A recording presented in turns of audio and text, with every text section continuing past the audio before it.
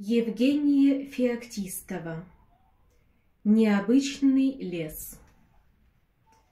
Солнышко садится в пелену небес, а внизу сверкает необычный лес. Он своим нарядом радует всех нас, ароматом терпким знаменуя час встречи долгожданной в волшебстве лесном, с нежной трелью пташек в ельнике густом, с криком оголтелым филинов шальных и с веселым свистом соловьев родных.